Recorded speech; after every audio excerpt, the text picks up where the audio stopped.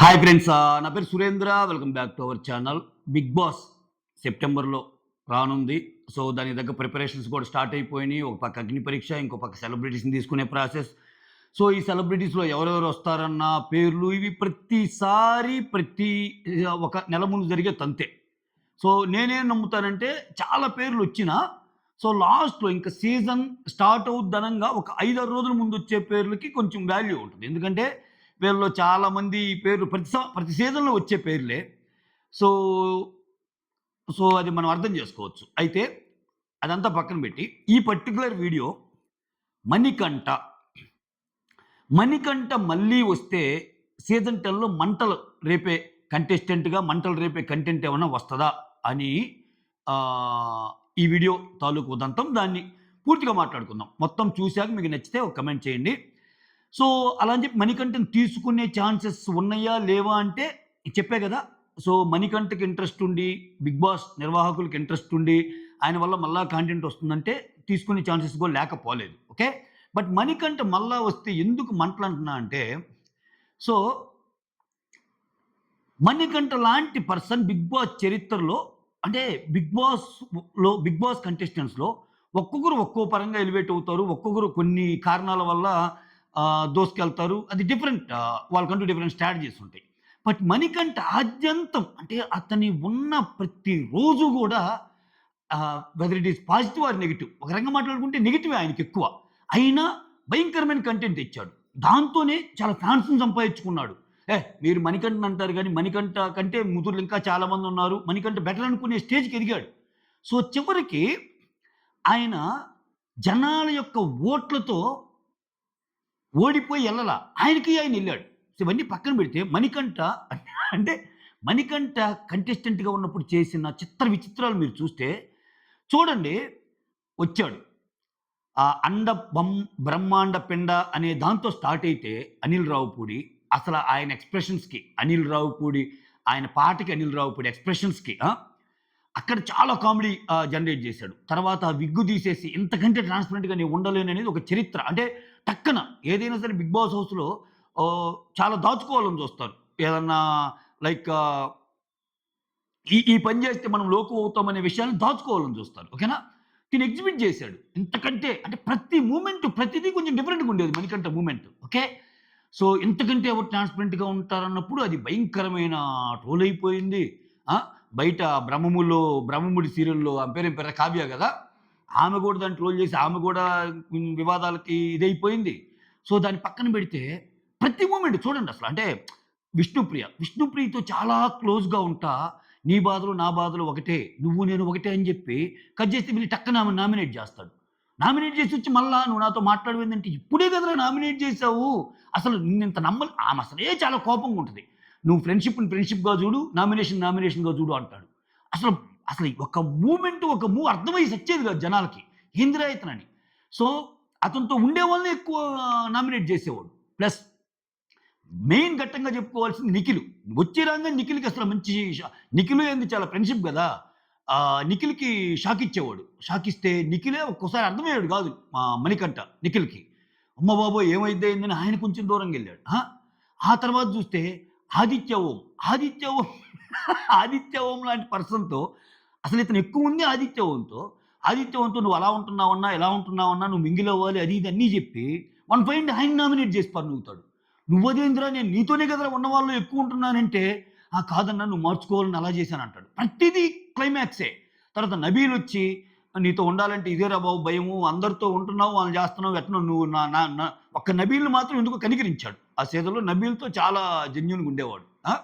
విచిత్రం ఏందంటే ఇంత చేసి, ఇంత మాట్లాడి, ఇంత నెగెటివ్‌గా అందరూ ఇది చేసుకున్నా ఇంక ఈ వీక్ పోతాడు. మణికంఠ ఈ వీక్ పోతాడనుకున్న ప్రతిసారి నాగార్జున సార్ వచ్చి yes Manikanta you are saved. You are the first saved contestant or second saved contestants అనగానే వీళ్ళకి బొలుబులు పగిలాయి. అట్లా ప్రతిదీ అబ్బా ఆద్యంతం ఒక డిఫరెంట్ స్క్రీన్ ప్లే నడిచేది. తర్వాత వాళ్ళ ఇంట్లో వాళ్ళ వైఫ్ గురించి అదేదో డైవర్స్ గురించి ఇయన్నీ మాట్లాడేవాడు.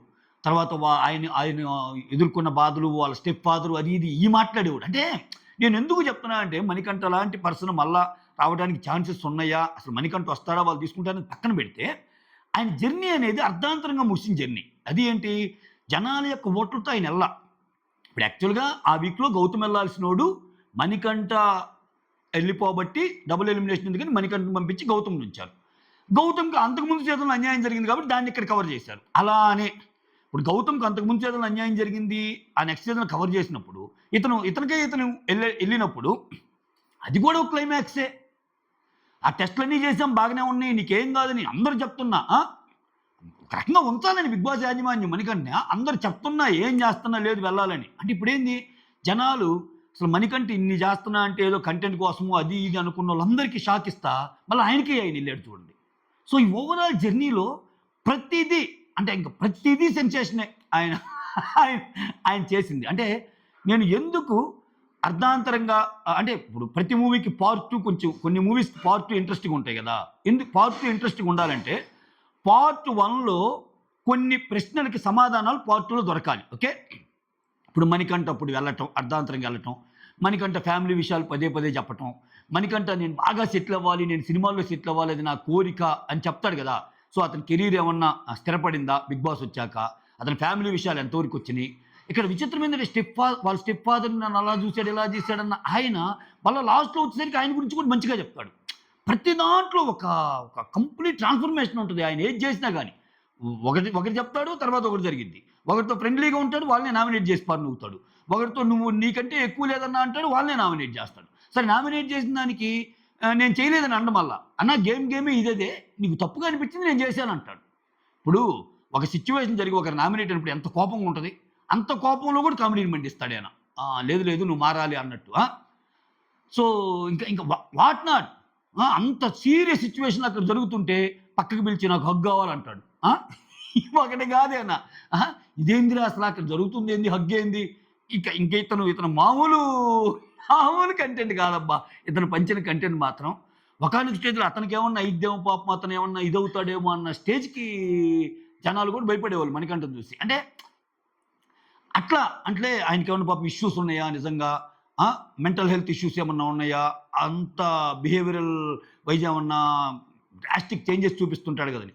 బట్ మళ్ళా చాలా చాలా తెలివిగా ఉండేవాడు, చాలా తెలివిగా మసులుకునేవాడు, చాలా తెలివిగా మాట్లాడేవాడు, చాలా తెలివిగా ఇప్పుడు నబీలు అతను ఎంత తెలివిగా, నబీలు ఎంత బాగుండేవాడు మణికంఠతో. మణికంఠ అందరితో బాగానే ఉండేవాడు, అందరితో తెలివిగా స్ట్రాటజీస్ బాగుండే అన్నీ బాగుండే. కాకపోతే అతను ఎప్పుడు ఏది చేస్తాడనేది అంచనాలకు అందేది కాదు. సో అటువంటిది ఇప్పుడు మణికంఠ ఫస్ట్ హాఫ్లో కొన్ని క్వశ్చన్స్కి ఆన్సర్ దొరకని క్వశ్చన్స్ అంటే ఏంటి, ఆ ఫ్యామిలీ పరంగా నేను ఇది నేను చాలా స్ట్రెస్ ఉన్నాను అది ఇది అంటాడు కదా. సో ఆ ఫ్యామిలీ పరంగా అన్నీ సెట్ అయినాయా లేదా, లేకపోతే ఇప్పుడు ఆయన కెరీర్ పరంగా మంచిగా చూస్తున్నాను సీరియల్స్ అది ఇది అన్నాడు కదా, దాని వరకు ఎంతవరకు వచ్చింది. సో మా ఇంట్లో వాళ్ళతో గొడవలు ఉన్నాయి, ఎందుకంటే పాపం ఆయనది చాలా సాడ్ స్టోరీ, వాళ్ళ మదర్ ఫాదర్ ఇవన్నీ చెప్పినప్పుడు చాలా బాధ అనిపిస్తుంది. ఓకే, సో వాళ్ళ స్టెప్ ఫాదర్ గురించి చెప్పినప్పుడు ఇప్పుడు అవన్నీ ఎలా ఉన్నాయి, ఇదంతా ఇది సెకండ్ హాఫ్ స్టోరీ కింద ఉంటుంది. మళ్ళా మణికంఠకి మంచి జరిగిందా లేకపోతే ఏంది, మణికంఠ ఎలా ఉన్నాడని తెలుసుకునే వాళ్ళకి ఒక ఇదే ఇద్ది. కొంచెం గేమ్ పరంగా కూడా అవన్నీ పక్కన పెట్టేది, పర్సనల్ పక్కన పెట్టి గేమ్ పరంగా ఆలోచించిన అతనికి అతను వెళ్ళిన పర్సన్ కాబట్టి ఇంకోసారి ఛాన్స్ ఇస్తే మళ్ళీ మణికంఠ వచ్చి ఏమైనా మంటలు లేపుతాడేమో చూడాలి. ఇట్లా ఒక్కొక్క కంటెస్టెంట్ గురించి విడివిడిగా వీడియోస్ చేసుకుందాం. చాలా పేర్లు వస్తున్నాయి. సో అందరి కంటెస్టెంట్స్ గురించి ఒక వీడియోలో చేయటం కాదు, కానీ ఇట్లా నాకు అనిపించిన కొంతమంది, ఇప్పుడు ప్రభాకర్ కొడుకు వస్తారని కొంతమంది అంటున్నారు. సింగిల్గా వస్తారా, డబల్గా వస్తారా, అసలు ఏం జరిగింది, ఇదంతా మనం నెక్స్ట్ వీడియోలో మాట్లాడుకుందాం. సో ఇట్లా కొన్ని వీడియోలు ఎక్కువ మాట్లాడుకునే ప్రయత్నం చేద్దాం బిగ్ బాస్ వచ్చిందాక. Okay, so that's all. Thank you so much for watching my video. Signing off, మీ సురేంద్ర.